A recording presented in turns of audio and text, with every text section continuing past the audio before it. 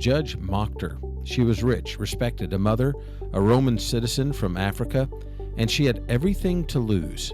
And yet she wouldn't say the words they wanted. Offer incense to the emperor, they said.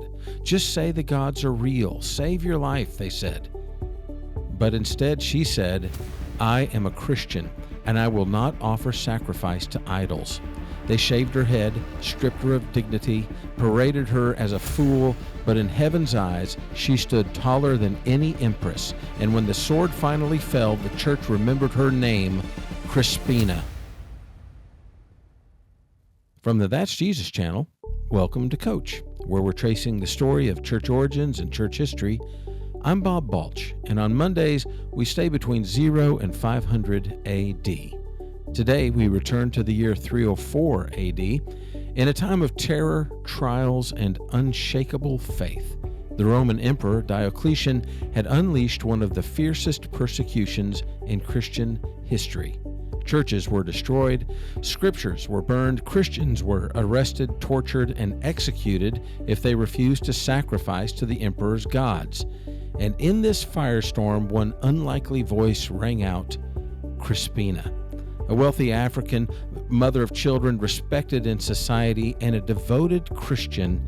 Her trial was recorded by the early church in a document called the Acts of the Martyrs of Crispina.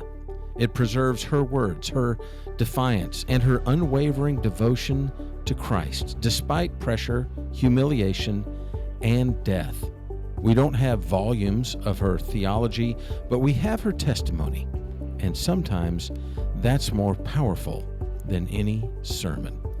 This is the story of a woman who died for Christ and still lives in the memory of the church. Crispina was born into privilege. She lived in a North African city in modern-day Algeria. She had status, she had family, and most historians agree that she could have lived out her days in peace, but she made one dangerous decision. She followed Jesus. By 304 AD, that decision had become a crime. Emperor Diocletian, trying to restore Rome's ancient gods and traditions, issued a series of edicts against Christians.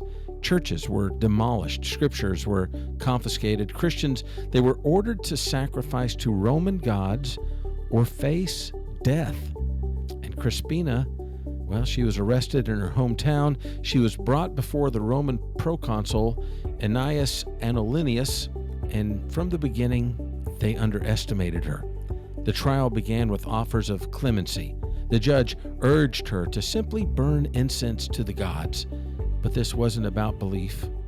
It was about allegiance. Just one gesture, one small public act, and she could go home to her children. But Crispina stood firm. I will not do what you ask. I am a Christian. So they shaved her head, a deliberate act of shame for a woman in Roman society, but she couldn't resist them. They mocked her in front of the crowd, but she stood with peace. They warned her of death, and she smiled. Crispina had already died. She had died to the world, and now she was ready to live for Christ, even if that meant dying again. The trial transcript preserved in the Acts of Crispina is brief, but it is stunning. It captures the back and forth between the judge and this quiet woman who refused to be broken. Quote, "You must obey the emperor's command," he insisted. "Well, the emperor is a man," Crispina replied. "I obey God, who is above all." The audience, likely filled with neighbors and Roman citizens, mocked her. They shouted insults. They called her insane. But her calm reply cut through the noise. "You may destroy this body, but you cannot harm my soul." Then came the sentencing. The judge declared that since Crispina refused to sacrifice, she was guilty of treason. She was to be beheaded publicly. And according to the record, she accepted the verdict without fear. She didn't protest. She didn't weep. She simply prepared to die. A mother, a noble woman, a martyr. Her execution took place not in some back alley, but in the town square, meant to be a spectacle, a warning to others. but instead it became a witness to others. Churches later celebrated her name in the African martyrologies, and Augustine of Hippo would mention her in his sermons as an example of courageous womanhood. She joined a long line of martyrs, Perpetua, Felicitas, Agnes, Cecilia, who showed that faith was stronger than fear. Her story, though often overlooked today, was treasured in North Africa for centuries, and it still speaks. It speaks to us. The moment Crispina died, she became more than a woman. She became a symbol, not of defiance, but of devotion.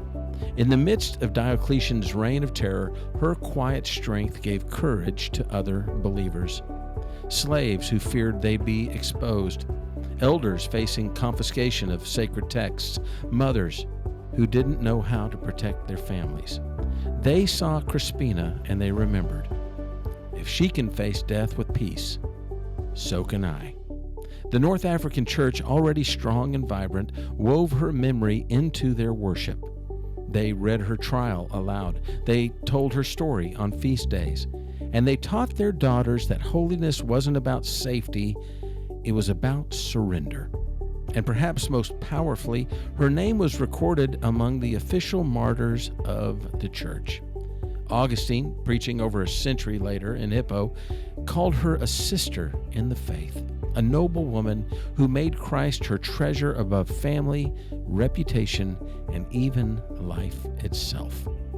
In a Roman world where women were expected to be silent or ornamental and obedient to the empire, Crispina became obedient to Christ instead. She challenged the powers, not with rebellion, but with witness. And her courage echoed long after her death, across borders, generations, and traditions, because martyrdom doesn't end in death. It ends in inspiration. Crispina's world isn't so different than ours. She lived in a culture where compromise was normal, where pressure came not from just soldiers, but from neighbors and friends and even family. And they all wanted the same thing. They just wanted her to go along. Just light the incense. Just say the words. Play the part. But Crispina would not bend, because her faith wasn't cultural. It was conviction. In an age like ours, where bold belief can feel out of step or awkward or even offensive, her story calls out to us. Will you follow Jesus when it costs you something? When coworkers roll their eyes at your values? When truth feels expensive? When culture says, just fit in? Crispina reminds us, faith isn't measured by applause. It's proven in pressure. You don't have to face a Roman sword to honor her example, but you do have to be faithful. Faithful in speech, faithful in integrity, and faithful in your quiet refusal to bow to the gods of comfort, popularity, or fear. She had no pulpit, she had no microphone, no movement, just a moment, and she was ready. Maybe your moment is coming, or maybe it's already here. Crispina didn't choose to be a hero. She just refused to deny Jesus. And in doing so, she joined a long, holy line of believers who said this: you can take the world. Give me Jesus. Her martyrdom wasn't loud. It wasn't political. It wasn't really even widely remembered except by those whose lives she touched. But that's the power of quiet courage. You don't need to be famous to be faithful. You just need to be willing. So what about you? What would it take to silence your faith? Would you speak Christ's name if it meant losing something? Are you preparing now for that moment, whatever form it takes? Maybe no one will ever write your story down, but if you stand with Jesus when it matters, heaven won't forget. If this story of Crispina's bold stand challenged or encouraged you, would you consider sharing this episode with a friend?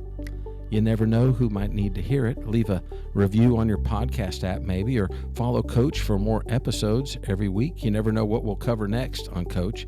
Every episode dives deep into a different corner of early church history, but if it's a Monday, you'll know that we're staying somewhere between 0 and 500 AD. If you look in the show notes, you will see references for everything we spoke about today, as well as some contrary opinions. And there's some Amazon links in there too. I'm an Amazon affiliate, so if you buy something to fill up your library, I get a little cut. And I might even make $1 this year. If you'd rather watch me tell these stories, well, you can find this episode and every Coach episode on YouTube at the That's Jesus channel. Thanks for listening to Coach, Church Origins and Church History. I'm Bob Balch with the That's Jesus channel. Have a great day and be blessed.